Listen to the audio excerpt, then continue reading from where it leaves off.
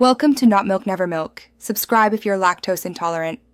In this video, I will compare Notion versus Reflect, two popular productivity tools.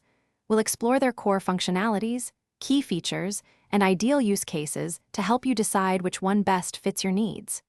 Notion offers a highly customizable workspace for various tasks, while Reflect focuses on streamlined note-taking and knowledge linking. By the end, you'll have a clear understanding of their differences and strengths. Delving into features, Notion stands out with its incredible flexibility, allowing users to build almost any system, from simple to-do lists to complex CRM databases. It's a true all-in-one solution. Reflect, on the other hand, prioritizes speed and intelligent connections.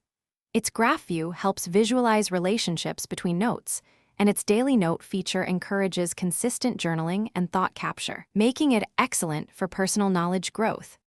When considering who each tool is for, Notion shines for organizations and individuals managing diverse workflows, from content calendars to software development.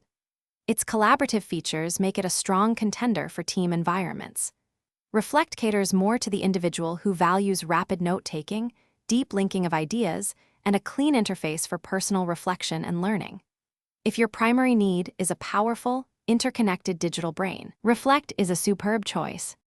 Regarding cost, Notion provides a very capable free personal plan, making it accessible for many. Its paid team plans typically begin at around $8 per user per month. Reflect offers a free trial to experience its full features, with its premium plan generally priced at about $10 per month. Both tools integrate with popular services, but Notion's open-ended nature often allows for more extensive and custom integrations, leveraging its database power. Thanks for watching. If this was helpful, leave a like and consider subscribing. See you next time.